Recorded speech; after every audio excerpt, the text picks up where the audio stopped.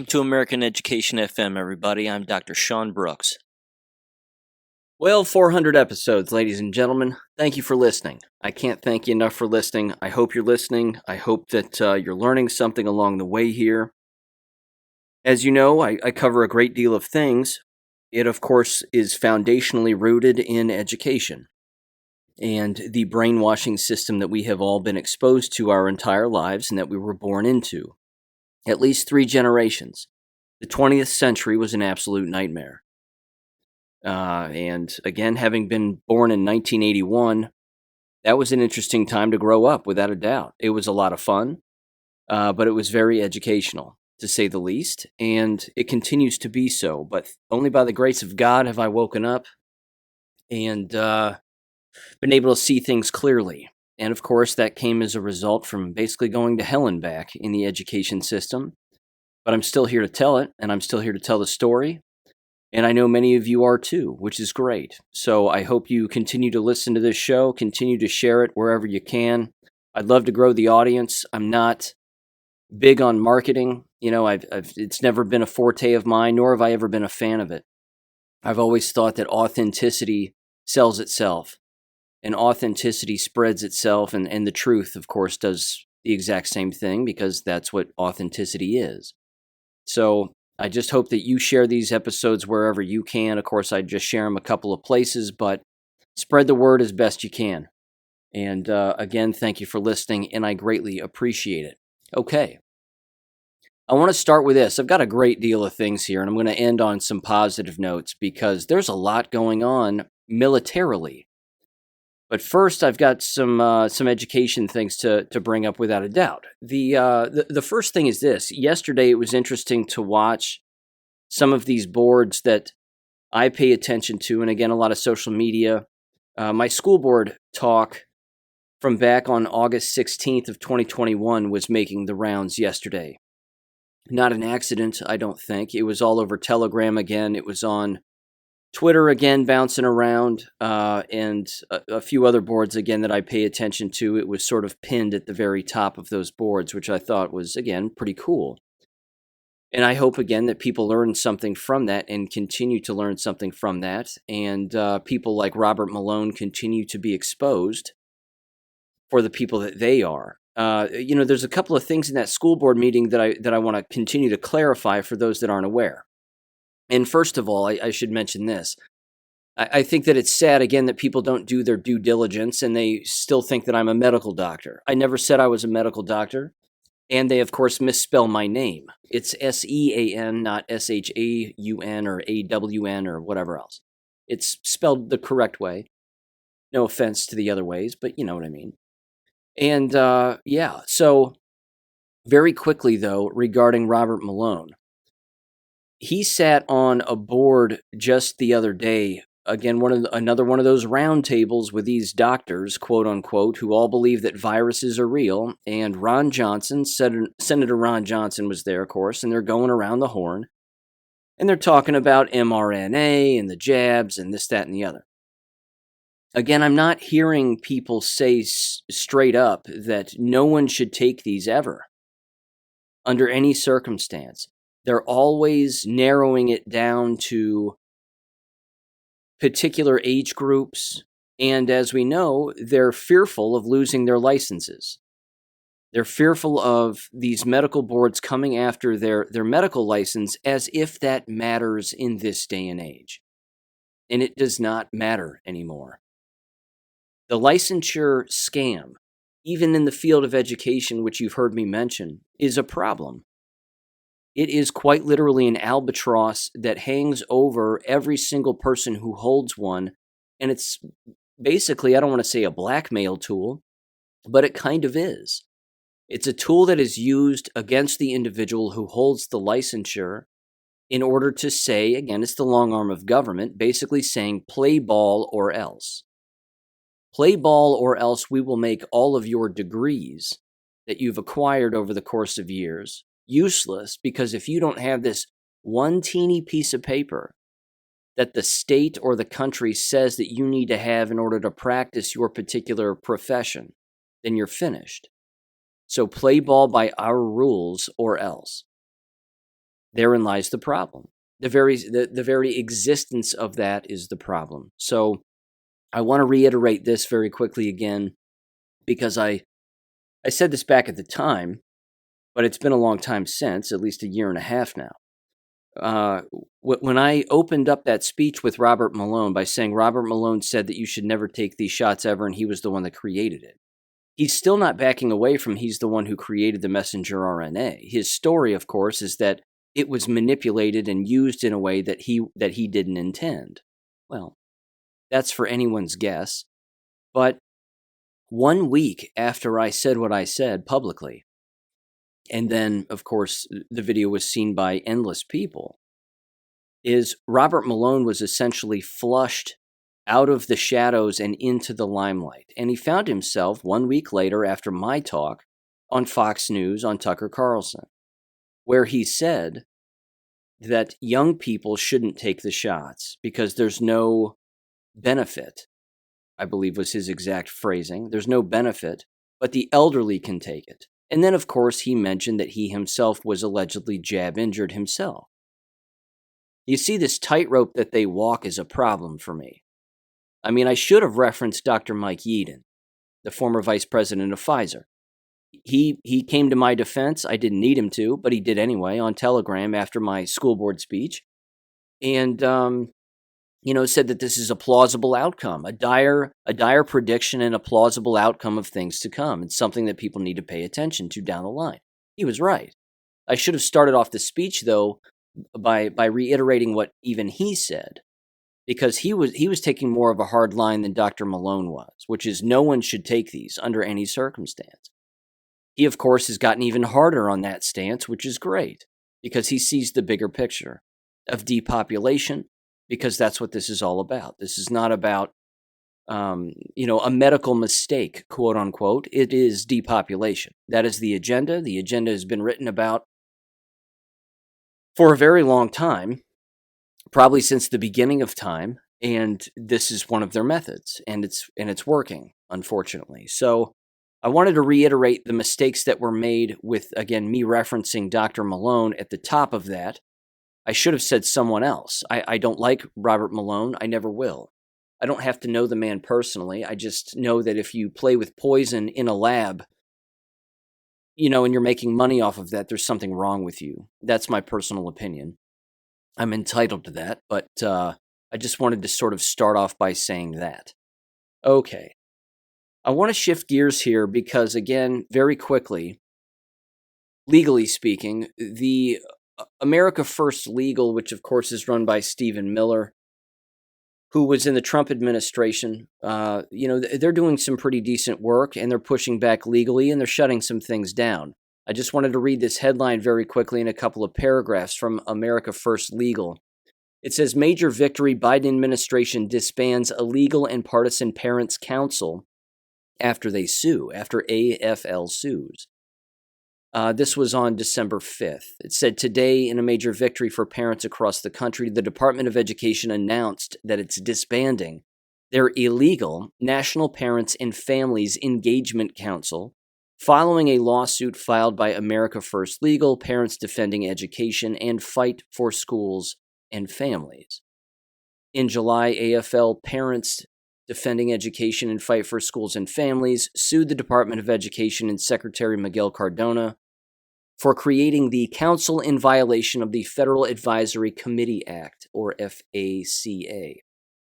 FACA provides specific requirements for the federal government to follow when it sets up committees or advisory councils to provide advice or information. Those requirements include, among other things, ensuring that there is adequate public notice of a committee's activities and that it is fairly balanced and free from inappropriate influence.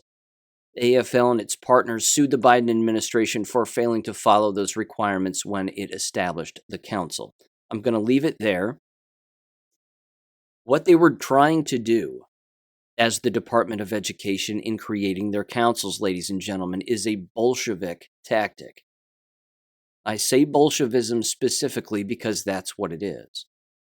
Miguel Cardona is not Jewish, but he's a Bolshevik, certainly, and he acquired their tactics over the course of time to create a council of like-minded individuals for the purpose of attacking other individuals, smearing them, destroying them, discrediting them, whatever you want, ruining their careers and livelihoods, is a Bolshevik tactic. It dates back to, again, Bolshevism and the creation of Bolshevism. This is what Vladimir Lenin did. This is what Stalin did. You name it. And it's illegal. And you can't. I mean, you can do things like that, unfortunately, and it still does occur. But when you're associated with the United States government, this is where it becomes remarkably nefarious, and it again, according to America First Legal, it's illegal. So they got caught. My problem will continue to be, why is it that these individuals who try to do something illegal, they get sued, they get caught for doing something illegal, and then they back down from it? Why aren't they held accountable then? Because they've been caught trying to do something that's illegal. Now, charge them with a crime, arrest the people, or fine them to the point where they have to become destitute. I mean, that's what needs to happen. Instead, it just becomes this legal battle where people just argue back and forth among lawyers and go, all right, we'll back down from our Bolshevik tactics and we won't have our committee that was going to ostracize people and push forth a one-world government on every school and train of thought. They don't do that. I mean, they do those things, but they don't follow through appropriately the way that we would like to see it done, which is the real definition of justice, not their perverted version of the definition, but actual justice. You tried something illegal, you got caught, now you pay the price. If anybody else in any other line of work attempts something illegal, what happens to them? We know what happens to them. And that's going to kind of be the thread throughout this entire episode, because I have endless examples here, very recent examples, in both education and business that have to do with people not thinking, following the hive mind, doing things that are illegal, not accepting responsibility, and then what? And they expect what to happen further down the line? Bad things are going to happen. And much of it, as you would expect, is jab-related, but it's also education-related as well. So there's that. I certainly wanted to bring up that America First Legal thing because it's good. Again, it caught them. But I would prefer a little more follow-up because, that's an issue. Here's another issue. A lot of the Kanye West stuff that, of course, he's been doing and saying and whatever else and sharing his opinions on a variety of things. As you've heard me say on this show, history is one of the most perverted subjects that exists.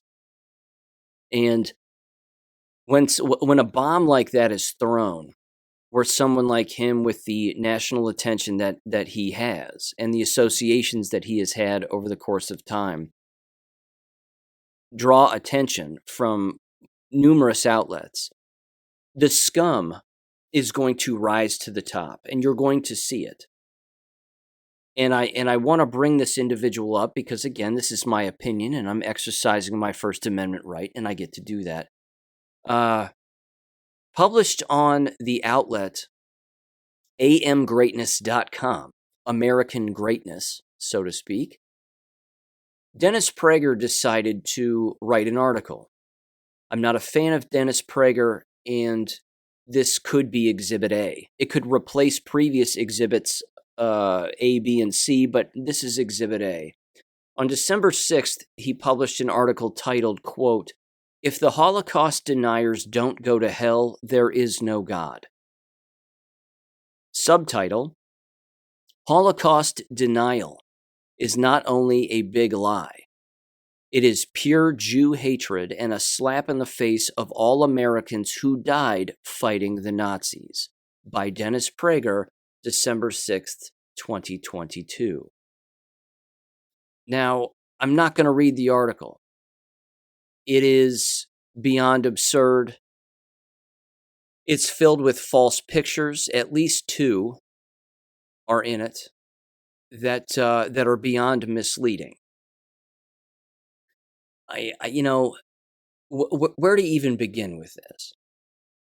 Dennis Prager is funded by endless individuals who have an agenda. And someone on Gab said it perfectly, which is that among these individuals who are not willing to investigate historic fact and question particular things, i.e., the Holocaust in this particular example, that not only are they exhibiting the Dunning-Kruger effect, and if you haven't looked that up, again, it has to do with individuals who are certain that they're right, and that is then what they know, and anybody who says otherwise is wrong. Whereas the expert in a particular area would question everything all of the time and then ultimately arrive at a singular answer. But Dennis Prager can't do that because he's put all of his chips into the Holocaust basket, as have many individuals. It's worth noting there are endless individuals of Jewish lineage who know that the story of the Holocaust is fake. That's true. That is a fact. Not to mention the number of books that have been written describing, again, all of the investigations into it and how it just is not what people believe it to be. The name itself is made up out of thin air. I believe the translation of the word means burned offerings, and it started long before the 1940s and the 1930s, even back in the 19-teens, if I'm not mistaken. Was some of the first times that the word Holocaust was published in major newspapers around the country. To make a statement like this, though, that Dennis Prager is saying if Holocaust deniers don't go to hell, there is no God. He's been told to say it, or he actually believes it. Either way, he's not bright. Because the bright person, again, would question endless things. You can falsify photographs all day long. And one of the major mistakes, of course, although it was intentional, is that the Holodomor, which was the largest mass killing of people that has existed up until, of course, probably right now with the shots, had to do with, again, Jewish Bolshevism and Stalin starving their own people by taking control of the farmlands, taking control of distribution, etc., etc. As a result of all of that, they starved their own people. When you take pictures of starving people and you put it in an article about the Holocaust, you're progressing a false narrative. That would be like, again, well, there are endless examples. I'm not going to try to make a comparison. The point is that endless pictures have been falsified for the purpose of propaganda. And if you weren't there when the photo was taken and you don't know the individuals who were there and everything that took place, then you're just perpetuating a lie. But that's Dennis Prager in a nutshell. And if you question it, what does he want to do? He wants, and people of his ilk, they want to talk to you as if you're the wrong person and then convince you that you are in fact the wrong person. I would love to talk with Dennis Prager sometime, and I would like to say, so you're certain you're right? And he'd say, well, of course. And I'd say, well, I'm certain I'm right. Now what? Now what do we do? It's it's an interesting, sinking your feet into the ground and understanding again that there's always more to learn. But when one side is incapable of wanting to learn more, therein lies the fraud. Therein lies the behavioral fraud, the individual fraud, and then, of course, the collective money fraud, because if Dennis Prager were to question anything, he'd be finished. That'd be the end of him. But he's going to live his whole life believing things that aren't real, make money off of that, like a vulture, and then, do whatever he does. But moments like what Kanye has done, moments like that, no different than, again, somebody speaking at a school board meeting, or a doctor showing up and blowing the lid off of something else, or a nurse showing up at a city council meeting or a board meeting and blowing the lid off of this, that, or the other regarding the shots. It dumps cold water on everybody, and then the scum just rises right to the top. So I wanted to just make mention of that. It's an absolute abomination of an article. He should be ashamed of himself. He won't, because he's caught in his own lie. He doesn't know it's a lie. And if you were to show him all the proof in the world, his powers of cognitive dissonance would kick in, and that would be the end of that. So I wanted to make mention of that because, again, it's a massive problem, and it's not going to be a problem that necessarily goes away. The only thing that we can do is hopefully diminish their audiences with the truth and just continue to spread the truth about a great many things. So give Europa: The Last Battle a watch. It's on BitChute, 9-part series. Watch that. Of course, somebody like Dennis Prager wouldn't even watch it, and somebody like Dennis Prager would cast it off as being propaganda. But being dismissive like that is a characteristic of the Dunning-Kruger effect among those who are so certain they have it all right, when in fact they probably don't. All right, here's the next thing. And this will lead into sort of a final education topic-related phenomenon that is occurring and going to continue to occur. And it's an absolute travesty that it is occurring, but it's not going to stop. You may recall that in China, if you've seen the video of the individuals, again, government officials or medical officials, so to speak, going up and down the streets of China or Beijing or wherever they're doing this, and spraying everything with, they're carrying the backpacks and the long hoses and the long wands, and they're just hosing everything down. Cicely from New Mexico sent me a text thread the other day, and apparently this was happening in her school with regularity, and it was happening, I believe she said, on a daily basis. That the custodians would put on gas masks, or at the very least something to cover their mouth and nose, put on backpacks with the hose and the wand, and they would spray everything down, and then told the teachers to take home their cups and any papers and whatever else that, that they thought that was important, that they didn't want to get sprayed down. So what's happening on the streets of China was happening in American schools over the last couple of years. And allegedly it's happening again where she used to teach. Again, it used to be a daily thing, and then they knocked it down to just a few times a week, and then a couple of times, and then they just did away with it, but now it's made a comeback. This lack of thinking is so problematic that the individuals who are guilty, again, are going to come face to face with their decisions that they've made in the past, and it is without a doubt that it's going to hit them like a freight train. All the quote-unquote advice that they gave people, all of the medical advice, and again, something like walking around the hallways of a school and spraying things down. The insanity of that is such a deep-seated inability to think on the part of the individual doing it, that when the truth comes out and becomes normalized, which it's already happening and will only get better with time, those individuals cannot be taken seriously ever again regarding anything. Now, I fully understand, again, MK Ultra, Operation Mockingbird, all of it's taken over endless generations and endless people.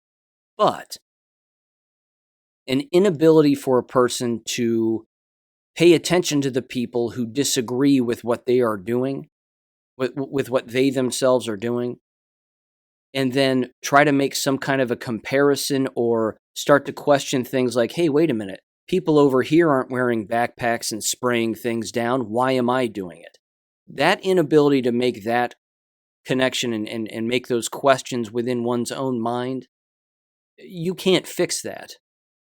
You just can't. That's too deep-seated of a problem. So that leads me to this. I watched the last school board meeting in the local school district where I live, which of course is the same place where I gave my talk. But this happened again less than a month ago was their board meeting. And the inability to think and the inability to pay attention to facts and then manipulate those facts and gaslight people. And I don't think they're smart enough to actually gaslight. I think that they're doing it unknowingly. They're just stupid, and they don't know that they're actually rationalizing away their own participation in things that are not what they seem. That this is happening across every school district in the United States of America, and certainly at the university level. So here's basically what I wanted to mention. In that particular board meeting, there were 2 presentations that were given to the board by school employees. There were actually 3. One of them had to do with STEM, which is an abomination, and the people who engage in STEM don't even know what the origins of STEM are. I've been over it before in the past. I'm not going to rehash it, but it's not good. The point is that one of the presentations was given by the athletic director. Now, normally you would think that this would be such an innocuous presentation and the fall sports season has come to a conclusion, and here the athletic director is showing up and they're, again, giving a presentation about the number of awards that were given and how people succeeded or didn't or XYZ. Here's how he starts off his presentation. He starts off his presentation, and again, this matters because it leads to the bigger presentation that followed, which I'm going to mention because it's too funny. But this one was bad enough. The athletic director gave a presentation, showed all the different sports clubs that exist within their high school, showed pictures of all of the teams, showed all of their records, their win-loss records, but started off the presentation by saying it was a successful sports fall season, that everybody worked hard and it was remarkably successful. The word successful was used constantly. I don't think I have enough fingers and toes to count that high. And then he proceeded to show slides of each sports team. And ladies and gentlemen, each sports team had a losing record, except for maybe the girls' volleyball team. And that was about it. If memory serves, every other single sports team had a losing record. And when I say losing, I don't mean, the boys' football team had a whatever, an 8-9 record. They went 8-9, 8 wins, 9 losses. No. It was like 1 win, 12 losses, 5 wins, 15 losses. It was a losing record for every single sport, except for girls volleyball. He was trying to pass that off as being successful, quote unquote. Now, joke's on him and the people who participate, because bread and circus is a purposeful distraction. It doesn't mean anything in the grand scheme of things. In the amount of time that they are spending playing games, they could be spending time learning who rules over them. They could be spending time asking themselves questions, reading, heaven forbid they pick up a book, a variety of other things. But for the athletic director to show up and say it was a successful year, if that's your benchmark for success, is a humiliating losing season among all of your sports programs except for one, your priorities are backwards. And you're attempting to gaslight people into believing something that's not real. Now, with that aside for a minute, it spills over into the next presentation that was given, which was an abomination. And I need to preface this by saying this. I met this woman on one occasion. We may have shaken hands. I don't recall that. But School districts will hire a health and wellness coordinator, quote unquote. These individuals are responsible, as you might expect, for spreading propaganda. They don't believe it to be propaganda because they don't know what propaganda is, let alone that it would actually exist within an American K-12 school. So, the health and wellness coordinators throughout America over the last 2.5 years were instrumental in pushing everything that has happened on American society to date. These individuals, much like the school nurses, are very responsible for the illness, the death, and the lack of knowledge that exists within American K-12 schools, universities, communities, quote unquote, if you want to use that word. Pick one. It really does not matter. I met this woman a number of years ago, and I believe I brought this story up before, so my apologies for the repetition. It was a political meeting that occurred in the town where I live, where the county prosecutor was showing up, and he was running for re-election, and he was giving a talk to a small group of conservatives about drug use, we'll say. Heroin use, methamphetamine, you name it. This prosecutor's solution to increase drug use, and this was back in 2014. His solution was, we need to have more T-shirts and more rubber bracelets that have slogans on them and PSAs, and if we can do that collectively together, then that will decrease drug use. It's the most asinine thing I've ever heard in my life. As you would expect, the K-12 school district wellness coordinator loved the idea. They loved it. I was sitting right behind them. And as I was sitting behind them, to my left was the superintendent of the school district. There were at least 2 police officers in the building, somebody from the Tri-County newspaper, and then some old folks who were there to just listen to this individual talk.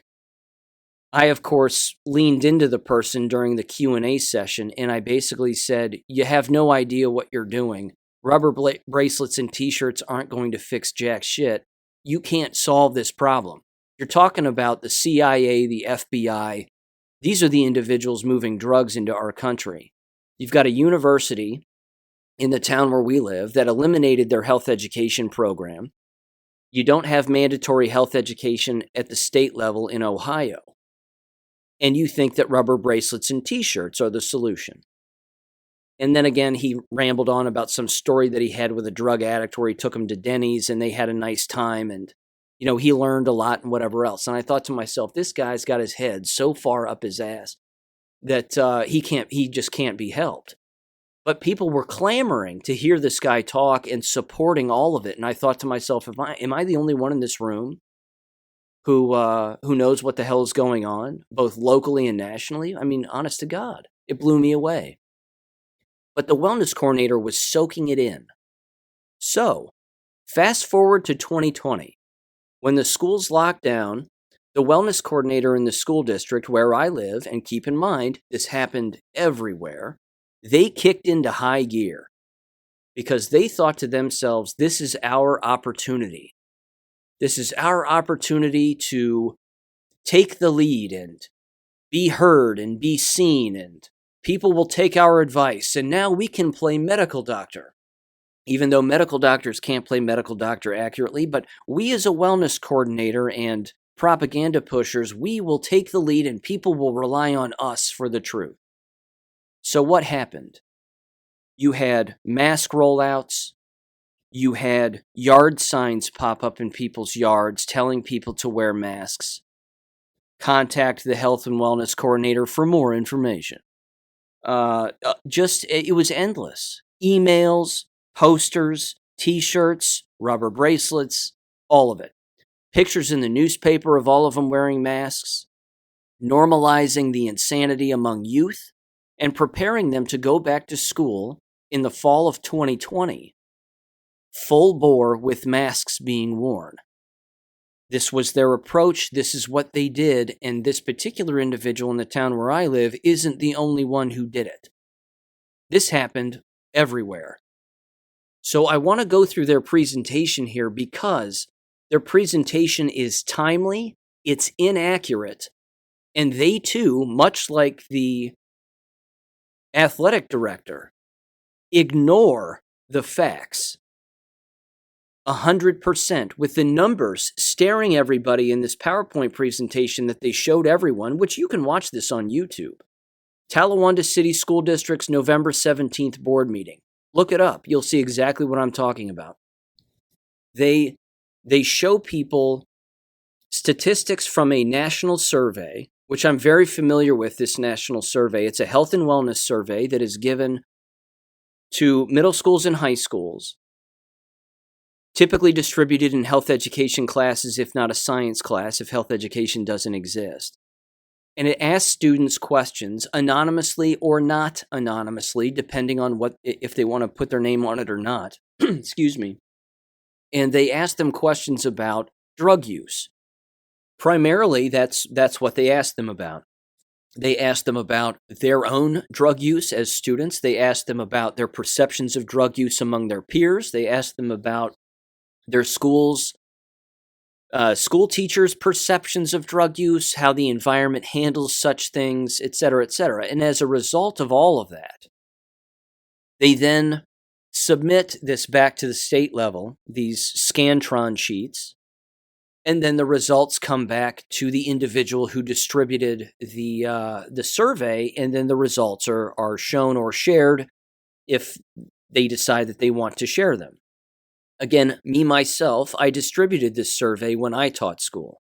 It was my responsibility to do so. In fact, I was partially responsible for changing the survey to some extent and having certain questions added to it that needed to be added, like violence and a variety of other things. Here's the problem with surveys like this, and the statistics that I'm going to mention here are going to prove it. And they are in her own presentation. When individuals, in particular students, are asked questions about drugs on a survey, they're not going to tell the truth. Some of them are going to tell the truth. Some of them are not, because the real drug users are nervous about who is going to find out, even though it's said at the beginning that during the script that has to be read by the individual who's submitting the survey to the students, i.e. the teacher, typically, that anonymity is included within this, but at the exact same time, that they're not going to be found out, so be as honest as you can and don't worry about the answers that you provide because you're not going to get in trouble, whatever else. All of that is said to the students before they take the survey. That does not mean that the students aren't going to believe the person reading the directions, let alone answer these questions honestly. They tend to be very dismissive and say things like, nope, I never used drug use. I never used drug use. You know what I mean?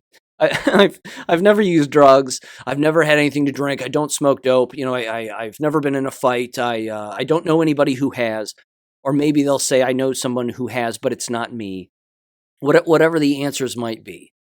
The point is that they can Christmas tree the entire Scantron thing, and the results are taken seriously by the adults who distribute it. That's a mistake. Here's where this ramped up a bit. It ramps up because they decided in this survey, somewhere along the line, and I don't know when this started, but they included questions involving mental and emotional wellness among students, mental and emotional health, frames of mind, things of that nature. And this was, of course, distributed during the last 2 years. Now, what's gone on over the last 2 years that would play a part in the mental and emotional decline of American K12 school students? We know the answer to that. Does the school district or the wellness coordinator themselves take any responsibility for the dramatic increase, in the mental and emotional deterioration of the students within their school district? Absolutely not. There's not a single moment where they say, you know what, we probably did some things that were a huge mistake, and we contributed to this problem, and we should do better next time, and we need to maybe not take things so seriously the next time, if there is a next time. Now, let me get into the exact statistics because it's beyond embarrassing. The first slide says, Health and Wellness Program Update, November 2022. Healthy learners are better learners. These people are nuts. The next slide. Talawanda Health Coordinating Council, Whole School, Whole Community, Whole Child. WSCC model. I've shown this model before on Gab. I brought this model up before on the show. Multiple, things in a giant wheel, different parameters, sections, and then it all has to do with the students and making them well. It says, quote, to create a healthier community by addressing non-academic barriers to learning, building upon family and community strengths, and involving family members and other community members in all phases of student success. Translation, government needs to be involved in everything having to do with minors, and if they aren't, there's something wrong with you and something wrong with the minor. The next slide. Student Drug Use Survey. The survey was offered to all students 7th through 12th grade in November of 2021. This is when the shit was hitting the fan big time. You're 1 year into the mask wearing in school districts. The shots have been rolled out. I've already given my talk within this school district, which went viral. You know that story. It then says, alcohol, tobacco, and other drug use, onset, frequency, availability, perceived risk, perceived disapproval by peers and parents. I described that earlier. The next bullet point says newer questions, mental health, social, and emotional health. Included additional honesty checks to ensure the validity of the data. That's bullshit. They can't do that. That's impossible. And then it says rich data set to drive prevention and early intervention programming for the school district and the greater community. Okay, here's the next slide. The next slide says student reported 30-day use trends among these 5 drugs: alcohol, tobacco, marijuana, prescription drugs, and vaping. Dating back to before 2005. Actually, I'll just start with 2005 because that's the highest peak, allegedly. In 2005, in this school district that I'm describing, alcohol use was almost at 40%, according to the survey. Tobacco use was almost at 30%. Marijuana use was at 20%. There was no vaping and allegedly 0 prescription drug use in 2005. That's impossible. But it was as high as almost 40% among alcohol. Over the course of time, these lines dropped down to approximately 10%. 10% among marijuana use, 10% among tobacco use, 10% among alcohol use, and vaping as well. In fact, the tobacco line is below 10%. And then the prescription line and prescription drug use is below 10%. This is what they focused their presentation on by and large because they saw this as seeing a decline in drug use and this was a good thing. And it is a good thing if it's to be believed. Here's the next thing, which is unavoidable. The next thing that's unavoidable has to do with the questions regarding mental and emotional health. It says the following in this particular slide, this first one: mental, social, and emotional health questions. Nervous or anxious, 34%. Depressed, sad, or hopeless, 20%. A desire to be alone all of the time, avoiding people and activities, 25%. It gets worse. The next question says can put yourself out of a bad mood. can put yourself out of a bad mood. 42.6%. So they're basically saying, but they can recover from it. They can recover from their bad moods. Here's the next slide. Also not good.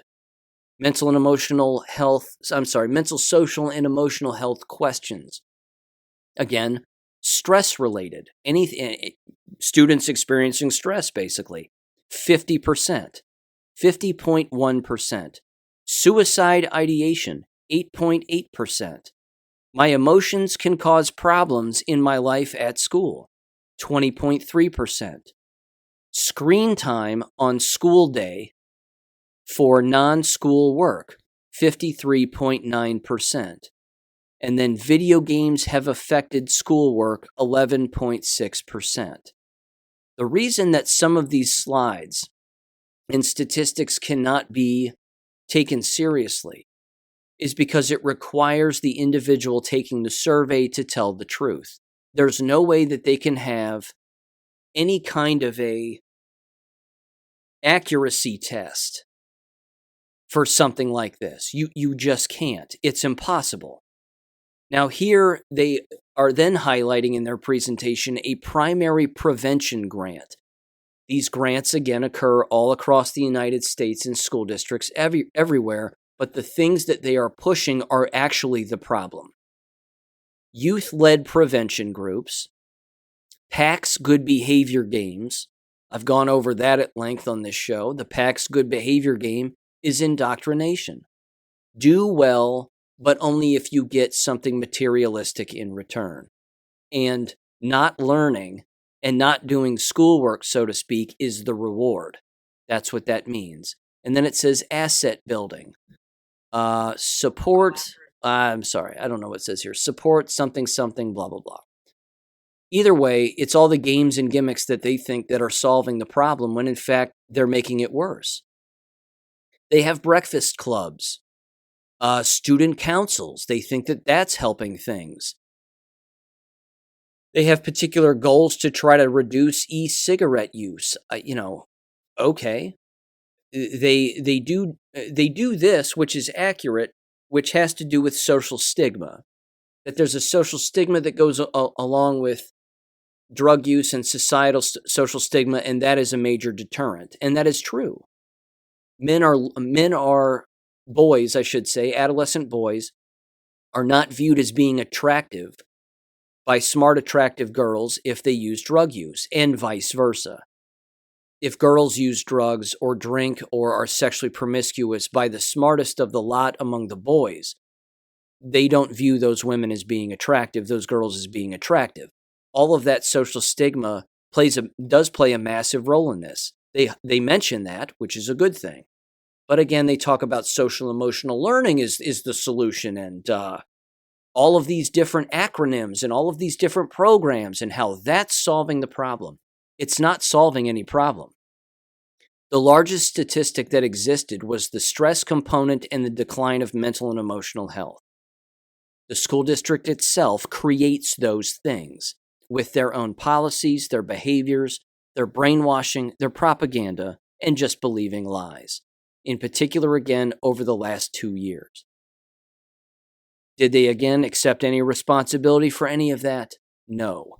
Are they going to in the future? No, because it would expose them. It would expose them for being the propagandists and the government arm of larger government that they already are.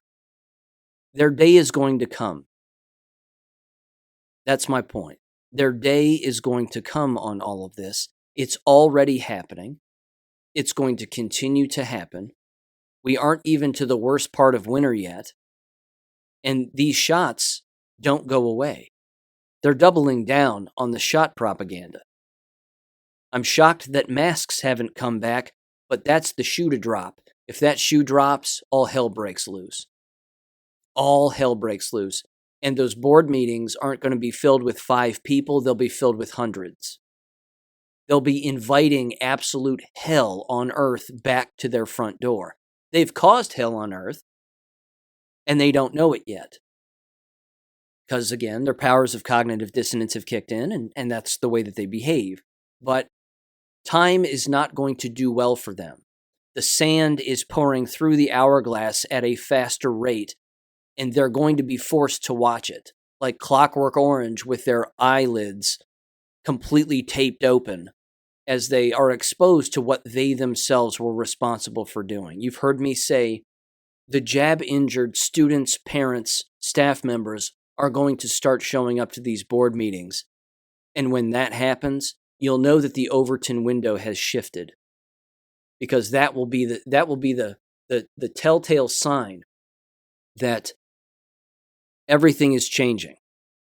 And we're moving then into a completely different chapter. And what happened in the past is in the past, but now the seriousness has been kicked into fifth gear. That will happen, mark my words. Okay. Now into jab stuff. And there's a lot of it. I want to start off with this.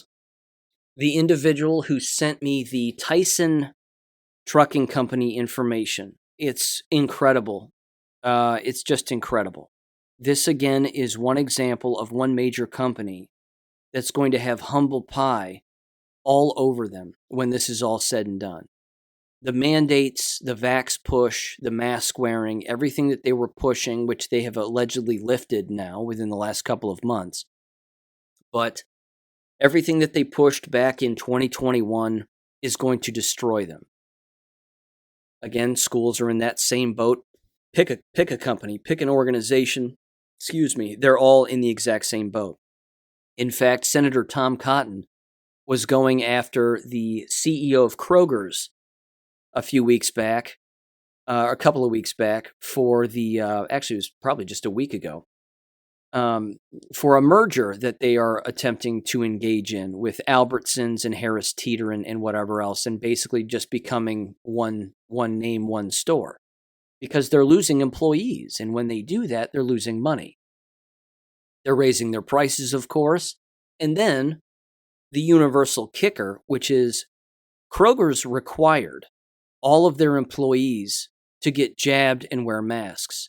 They also asked them to wear rainbow colors and rainbow hearts, which of course mimic the pride flag stuff, which is what Senator Tom Cotton was focusing on. He should have focused on the jabs and the shot taking. That was the real abomination. Yes, the pride flags and the political stuff and all that gay stuff is a problem, and it shouldn't be in the workplace. But Kroger's was firing people because they were refusing to wear the aprons that had those rainbow hearts on them. And then, of course, they sued and they won. Now, how often has that happened over the United States in endless companies and endless organizations? It's happened everywhere all of the time. But I want to play this particular audio that was sent to me, and it's on YouTube. Anybody can watch this. This is a message from Phil Van Hook, who is clearly in charge of something regarding the drivers for Tyson, the food company.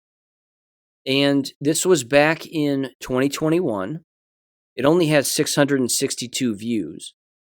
And he's basically giving the message that, well, you'll hear him, but that the drivers need to start taking these shots, and that there's now the Tyson requirement for the vaccine, and this is the way that it is. It's beyond embarrassing. This right here, I'm telling you what, this is going to be an example. This is a quintessential example of the kind of video that people should archive and then throw it back in the faces of the individuals who made it and say, you complied. You towed the company line. You did what they told you to do. All of the facts have come out. You didn't question anything at the time. What do you have to say for yourself now?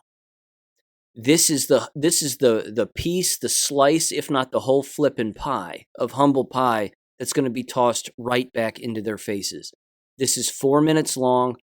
I want you to give this a listen.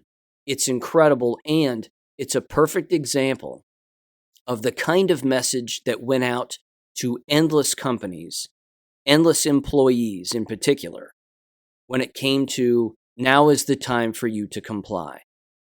It's an absolute abomination. But give this a listen right here in 3, 2, 1. Well, good morning. My name is Phil Van Hook, and I just want to talk to our Tyson driver team. August 3rd, Tyson made a mandate of all team members to be vaccinated within the United States Tyson network. We found out the same morning you did, and maybe that communication was good, maybe communication was bad, but overall, nobody likes to be told what they are and what they're not going to do. So I just wanted to talk to our team and just kind of give you some thoughts that I have. Number one, this is a step in us taking care of us. And when I say that, as the mandate came out, I thought about many of our drivers. I see their faces, and the last thing I wanted to see happen to them is them be out on the road and sick and have to walk in to a truck stop or take the COVID home back to their homes. And I thought of many of your faces. I saw many of your faces, and I go back to the mantra of us taking care of us. I'm going to interject a few things here. I'm going to sort of bounce in and out maybe from time to time, just to point out a few things. Did you hear the way that he spun that? Did you hear the way that he just spun the message? There were a couple of things he said there, which of course is first, no one likes to be told what to do, and nobody likes to be shocked. But here then he comes and he's going to tell everybody what to do. That's funny. The second thing is that he immediately starts talking about himself and then looking at the faces of his employees. He's twisting it probably. If I was a truck driver for Tyson and I knew what I knew and was listening to a boss of mine tell me that I need to take these shots, the look on my face would be disgust, but it wouldn't be disgust like, oh wow, I hope everybody gets these shots because I'm going to die if everybody doesn't get these shots, and I need to get this shot because if I don't, I'm going to die from COVID, quote unquote. That's not the disgust. The looks that he probably saw on his truck drivers' faces was a big F you. It was probably anger and a big F you like, I'm not doing this. This is nuts. When has this ever happened before in the history of man? It never has. Why now? Why all of a sudden now? Not to mention, in just a second, he starts telling a story about how he had COVID and how he was on the couch for 14 days and what a nightmare it was. Well, was he jabbed? Or was he shed on? Because COVID doesn't exist. Poison exists that people put into themselves and then shed on other people through proximity. Not through spitting and sneezing and all that other stuff that you've heard me say, but it's electromagnetism.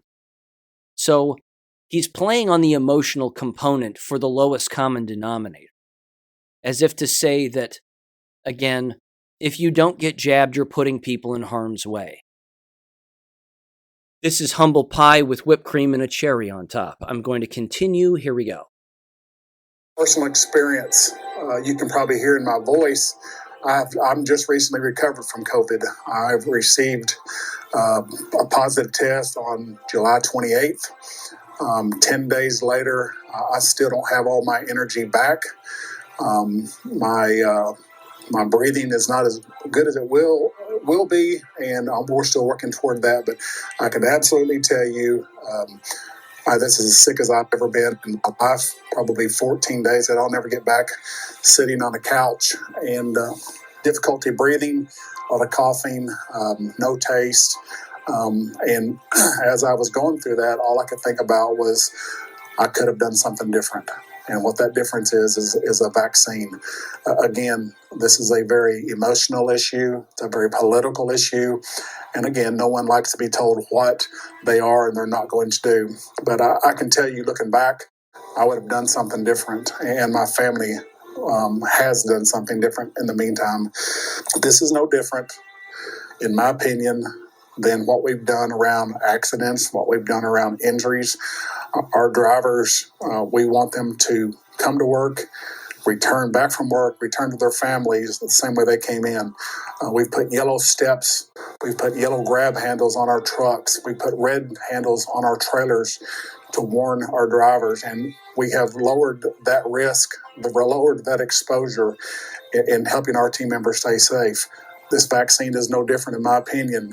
We are lowering the exposure. Our team members are going to be sick, that our team members are going to be hospitalized. I do not want that for our team. So what I'm asking you to do is think long and hard, take all the medical and religious mandate and exemptions you can. Think through this, because this is a personal decision, but I just want to reduce our exposure. I want to help our team maintain their life on the road and off the road, and I want our team members to stay safe, and this is nothing but us taking care of us. Any questions, any concerns, you guys know how my door is always open.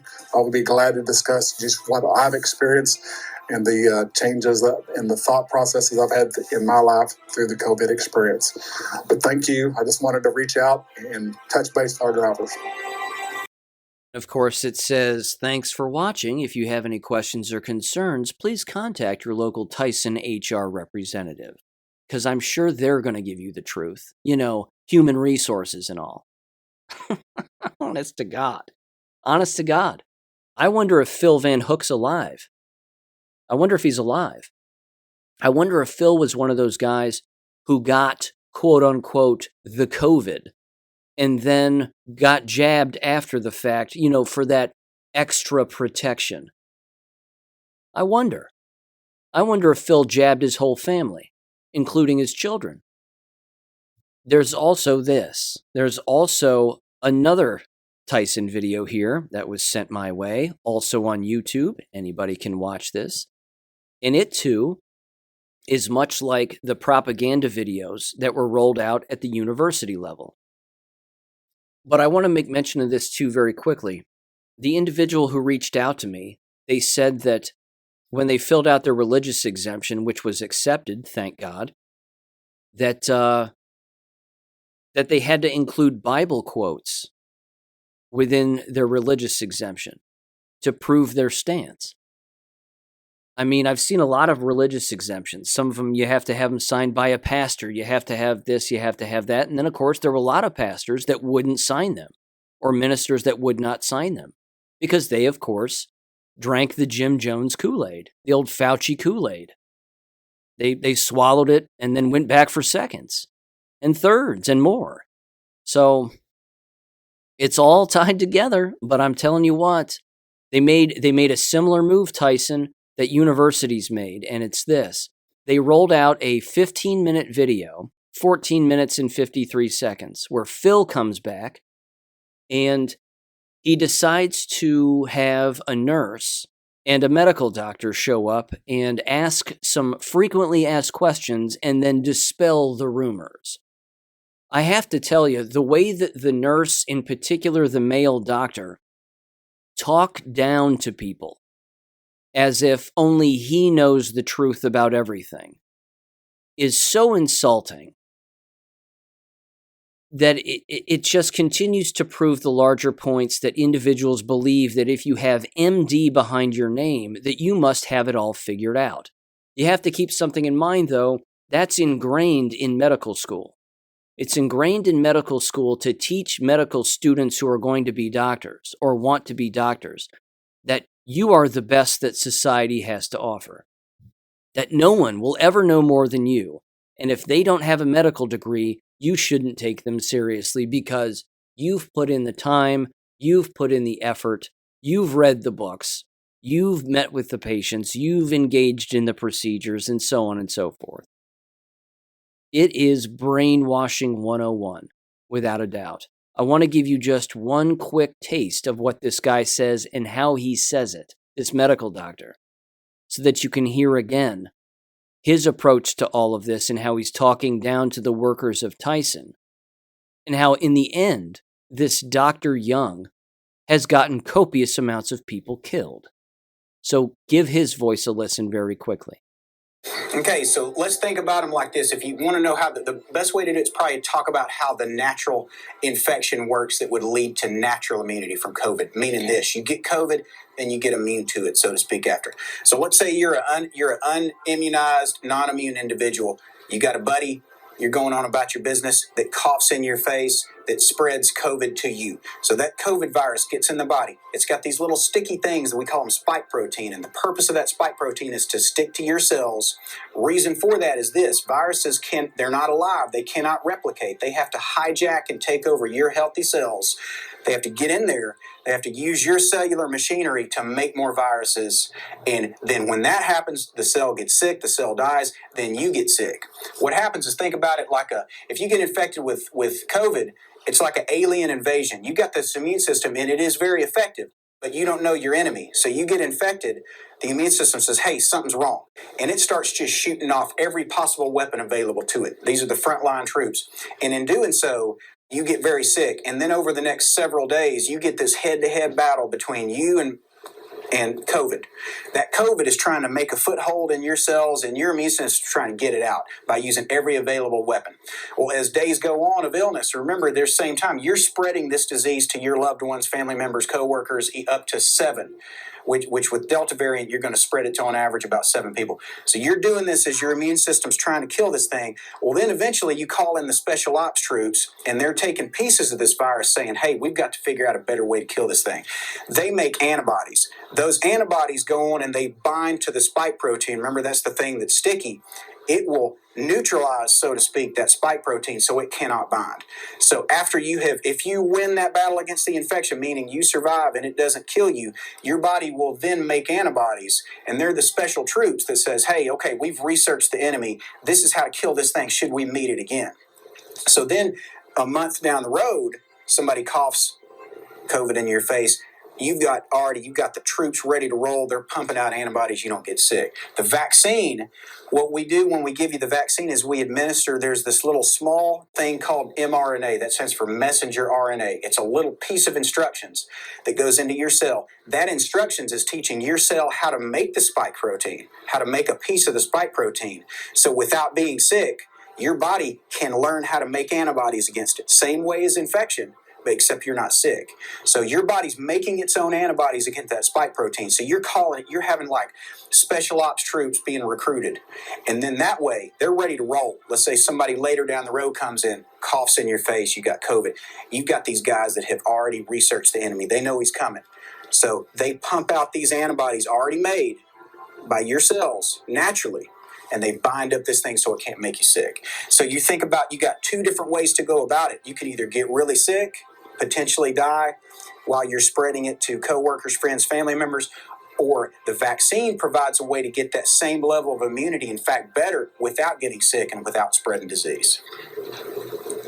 Great. So, of course, with the vaccine, a lot of people are wondering, there's been a lot of talk about adverse reactions. A lot of people have talked about infertility. There's been a lot of talk about that it messes up your regular DNA, as well as there have been some talk about I've had really bad reactions to other vaccines. Should I get that? So can you just talk a little bit about the side effects, the infertility, DNA, all that kind of stuff? So mRNA, messenger ribonucleic acid, is what that is. That's not, we're DNA things. So when our genome is made of DNA and that sits in the cell nucleus, this has nothing to do. It does not go anywhere near that nucleus. That mRNA does not affect your DNA or anything to do with your genetic material. It is only a little piece of instructions it's almost like you were sending your immune system an email. That email tells us how to do a job, then we delete the email. Infertility, there was around December, there was some talk of maybe a vaccine shared a protein similar to something that might be found in a placenta, but that's been since disproven. And also, if you think about it this way, remember that natural immunity from COVID infection and vaccination are very, very similar, and we have not seen any infertility at all with natural COVID infection. Okay. And with you saying earlier you have a clinic and you go to the hospital and you're around COVID 24 hours a day, basically 7 days a week. How many deaths have you seen from someone becoming vaccinated? Vaccinated deaths, 0 that I have personally seen. Now, when there is a adverse event from a vaccine, it has to be reported to this thing called the Vaccine Adverse Events Reporting System. So in the United States so far, we have administered since mid-December to about August the 16th, 357 million vaccines. That's how many have been administered in the United States. And reported deaths related to this are 0.001.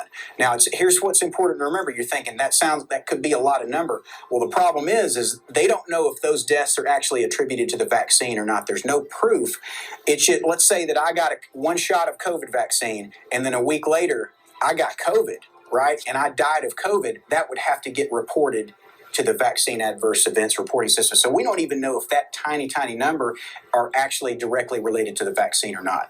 Now, what we are seeing is COVID-related deaths. So the deaths related to getting COVID naturally far outweigh any risks that the vaccine might, any risk from the vaccine.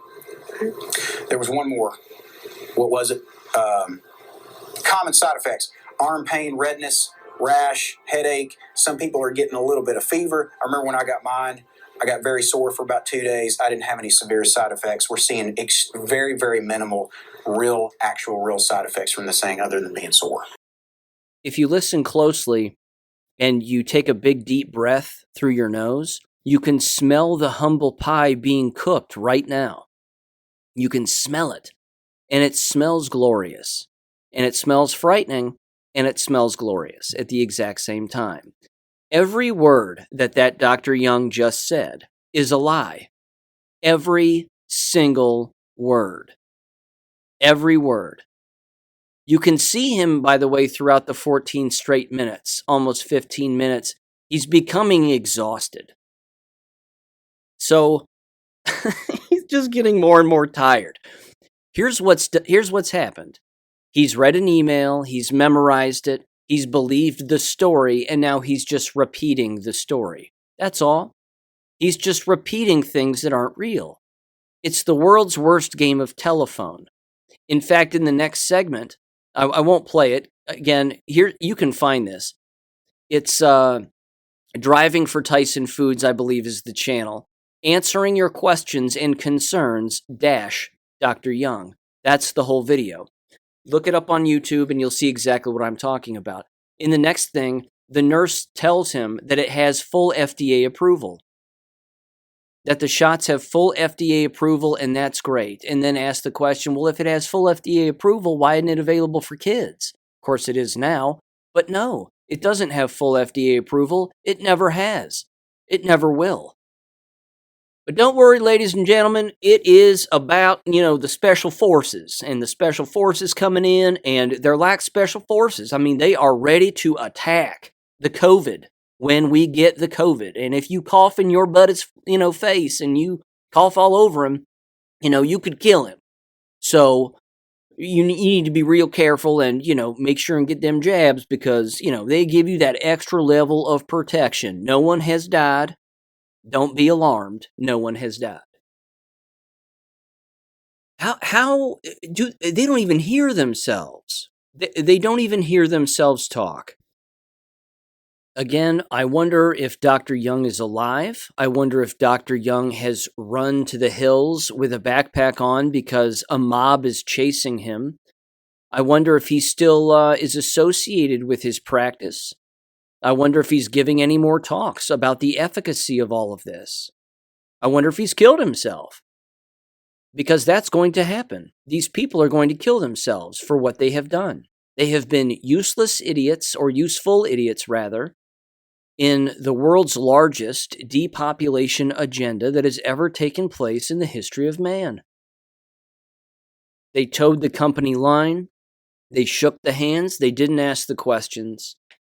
And they think they're going to make it. Nope. That's not how the world works. The world does not work that way. The next story. This comes from Threadreader. And this has to do with an individual within the pharmaceutical industry. I'm just going to read this very quickly. There's about 15 bullet points on this. Bear with me. It's interesting, I think. It says the following, and this is just from a couple of days ago. It says, number 1, new thread on why I think shit is going to hit the fan starting in the first quarter of 2023. I'm also going to drop some names here. I'm going to need to word this thread carefully to avoid lawsuits. These are just personal opinions amongst me and my pharma industry colleagues. This comes from Aussie17 on Twitter, @_Aussie17. It says, number 2, there are a lot of similarities between this developing scandal in pharma and what happened in Twitter. If some of you have been following the hashtag Twitter files. In the beginning, everyone was simply pointing the blame at Jack Dorsey because he was the CEO of Twitter. Number 3, it says, the truth is, a lot of shit sometimes happens below the CEO, and the CEO is largely unaware. Doesn't mean they are blameless. In Twitter, there are largely 2 big pillars that run the business. One is the tech, led by Jack, and one is the information manipulation, led by Vijaya, that gal. It then says, similarly, in pharma, we have 2 giant pillars that run the business. One is the commercial, and one is research and development, quote unquote. Often in pharma, these 2 groups are always at odds with each other. At the commercial side, we often say, why don't we just contract our R&D? At the research and development side, they often say, why don't we just contract out the sales and marketing? Anyway, most of the time, the CEO is someone who comes from the commercial side or finance. But they are the ones who push R&D for new profitable drugs. Commercial guys tend to get a close eye when it comes to safety. In their mind, profit is all that matters. There's always a push for profit, and if anything goes wrong, they can blame R&D. It says the folks in R&D are the ones who give green lights for a drug to go to market. They are the ones who do all the clinical trials and monitor drug safety issues. They are the ones who decide fundings on research, work with publishers to get the narrative, science, pushed. In other words, the senior figures in charge of R&D are the equivalent of the Vijaya Gad in Twitter. They are also the first ones to see any drug safety signals, i.e. if there's a problem with a drug. If you watch the clip below, Albert Bourla said, quote, I was surprised that they suggested hashtag mRNA was the way to go. When he said they, he's referring to R&D. This is a shocking statement because Bourla just threw his R&D under the bus. Throwing his R&D under the bus is very telling of the pressure he is facing. Usually, CEOs do not throw their R&D under the bus because it hurts future high-potential hires. You need great people in R&D to continue finding profitable drugs, or finding profitable drugs. It then says, the second thing that tells me why the shit is going to hit the fan in quarter 1 of 2023 is the retirement of the key executive in Pfizer who is responsible for R&D for the vaccine division. She announced her resignation around April of 2022. Katherine Jansen, the leader of Pfizer's vaccine R&D group, has decided to retire, and the company's chief scientific officer, Michael Dolston, said in a LinkedIn post. It continues, the thread does, and it says the following. This tells me that she has some new internal data that showed a worrisome trend, and she announced her retirement. There might be other reasons too, but she might have factored it into her retirement. Working in pharma, I can tell you that if you created a real wonder drug that saved the world from a pandemic, you ain't gonna retire. You tend to work forever because of a superstar status, quote unquote. The company will pay whatever it takes to keep you. The second person who retired was Matai Mammon, if I'm saying that right, who is the R&D chief for the J&J. He announced his retirement in August 8th of 2022. Guess who else announced their retirement in August 2022? Yes, Mr. Fauci himself announced his retirement 14 days after Mr. Mammon. If it's a Mr. or a Mrs., whatever, don't know. A coincidence, they said? This is why we think shit is going to hit the fan in Q1 of 2023. It will take some time for things to develop after that, but I believe it will start with the recall of the mRNA. Oh, that's huge. That's flippin' huge. If they actually recall it across all platforms, uh-oh. It then wraps up. It says the key figures who launched this vaccine are leaving. If you wonder why the CEO hasn't left yet, that's because he's already established a defense using these people as fall guys.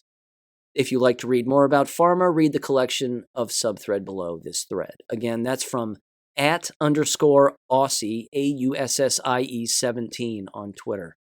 Yeah. I wonder if it has anything to do with this. Published this month. The end of last month. Very recently, in the Journal of Medical Ethics. Title, quote, COVID-19 vaccine boosters for young adults, a risk-benefit assessment and ethical analysis of mandate policies at universities. Uh-oh. What's happening here?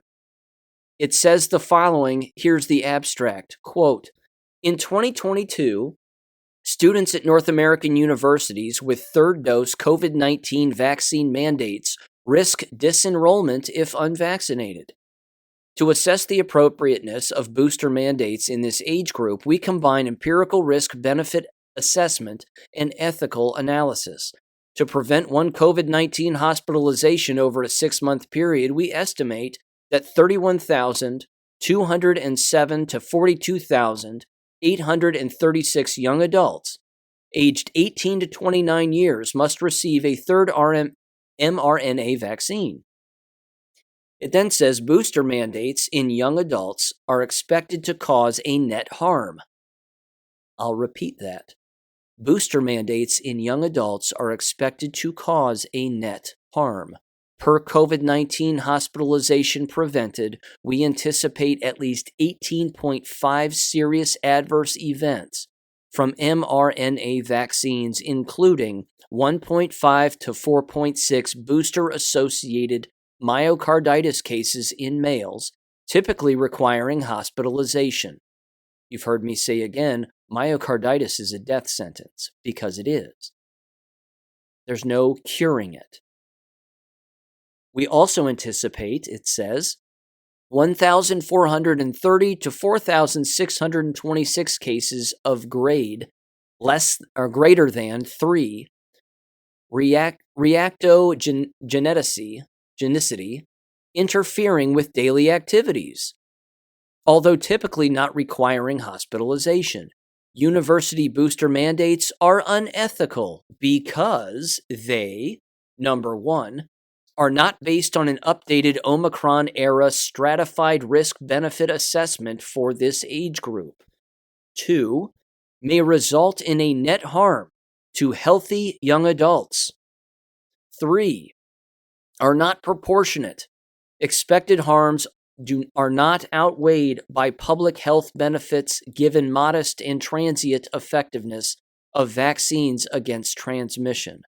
4, violate the reciprocity principle because serious vaccine-related harms are not reliably compensated due to gaps in vaccine injury schemes.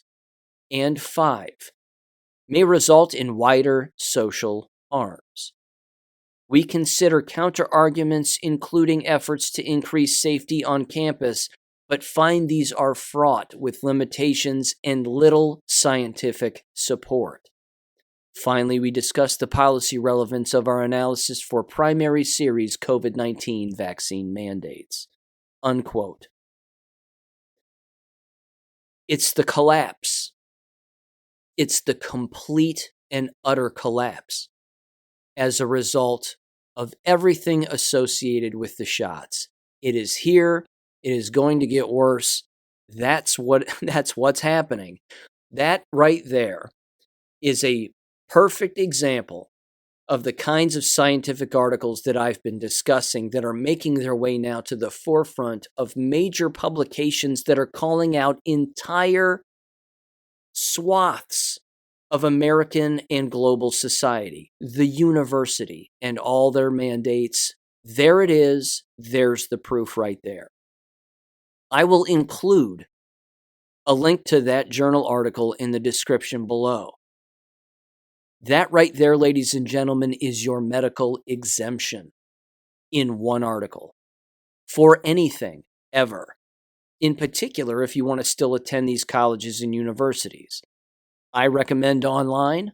That's me personally. You've heard me say it before. Purdue Global University has an all-online university.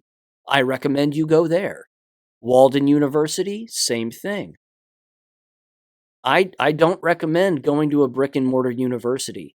Again, indoctrination aside for just a second, when the shit hits the fan, with all of this martial law that's coming down the line and the policies and procedures and the humble pie that's going to be tossed everywhere, you don't want your child anywhere near those individuals, and you don't want them anywhere in those environments. Not ever. You're going to watch, good Lord, you're going to watch all hell break loose. But what a time to be alive. I'm going to end with two things here. First of all, I'm reminded of something that my dad brought up a number of years ago, and I mean way before 2020. He used to say, and he's of the baby boomer generation, he's wide awake, knows fully what's going on, got out of higher ed just in time. He said, with all of these baby boomers retiring and getting older, you're going to need a one-stop shop for people of this generation to receive real, actual health care. Not sick care, not, this, that, and the other, but make their necessary appointments that they need to make. And it needs to be in a one-stop shop, like a shopping mall kind of thing. His first suggestion, and I'm talking like at least a decade, maybe even 2 decades ago, he said this. He said, what if you took all of the shopping malls that no longer exist now that are vacant? And we know where they are because we've seen them. But what if you took them and you turned those into one-stop shops for everything medical related? A person could show up and get their eyes checked and get glasses and contacts. A person could show up and make a doctor's appointment for whatever they wanted. There would be a pharmacy there if a person wanted that or needed that, like my dad does, for example. If you needed any other kind of care, it would all be there. Everything in one space. Dentist, like I said, eye doctor, ear, nose, and throat, specialists, cancer doctors, you name it. All of them in one spot. You could even have, again, in those spots, you could have, what did he say? Long-term care, like the nursing home status and that sort of thing. He was using shopping malls as the example at the time. And again, this was approximately 20 years ago when I first heard him start to talk about that. What about American K12 schools and universities? When the collapse ultimately arrives, what are you going to do with all of those buildings? You're going to need them for something. Why not turn them into what my dad was suggesting? A one-stop shop for holistic doctors and holistic medicine with real health care, not sick care, but real health care. That's one way, I think, ladies and gentlemen, that you can turn things around in this country when the collapse occurs. Take those very nice, expensive, beautiful university buildings and American K12 schools that they're building and turn them into places like this. In fact, the irony is thick here. You could take the K12 universities and turn them into prisons. to throw all of these doctors and nurses who, engaged in all of this malpractice this entire time, turn them into prisons and throw them in there. Keep the nicer university settings, if you have them, and turn them into places that actually have knowledgeable nurses and doctors who know the truth about the entire medical industry and seek to help people who actually need it. That's how you overhaul this country. Take the former institutions that destroyed this country and turn them into the exact opposite of what they have been this entire time. Food for thought. Who knows? Could be a valuable prediction in the years, if not decades, to come. Here's the last thing. Again, on a good note here. If you're paying attention to what is going on in South America right now, or you're not paying attention to it, my recommendation is you start paying attention. Militaries are taking over the countries in South America. This is happening. It's happening in El Salvador, Brazil, Peru, you name it. The military is involved now. It's green light, go. The military has taken over the political arm of these countries. And ladies and gentlemen, I'm telling you, it proves endless Q posts to be correct, that this is the plan. It is happening. And it's only a matter of time before that trigger gets pulled right here in our country.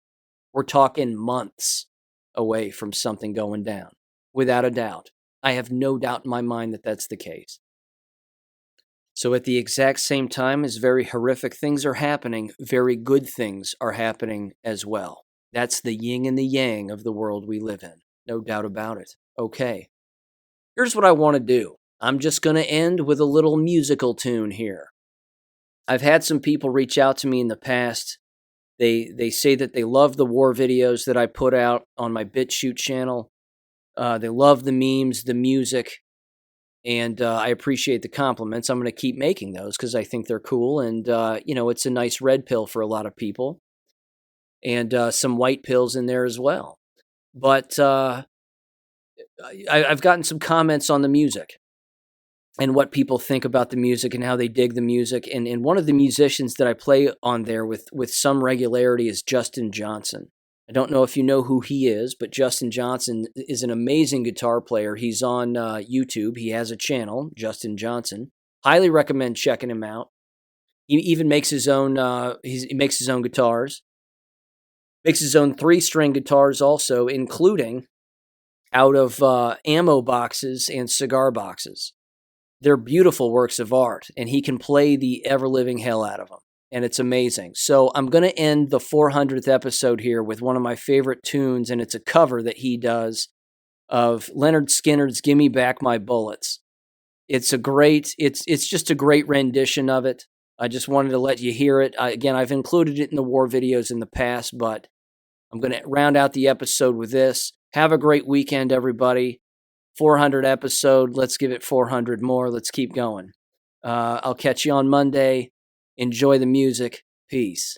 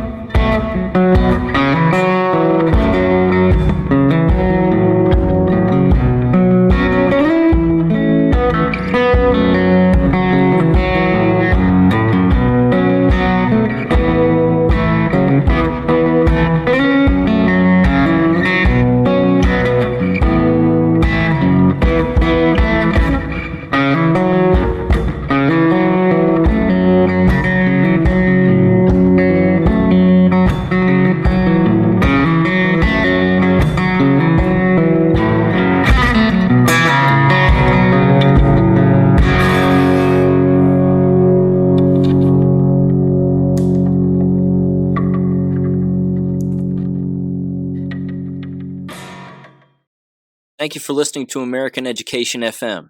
Make sure and check out AmericanEducationFM.com for more information. Take care and God bless.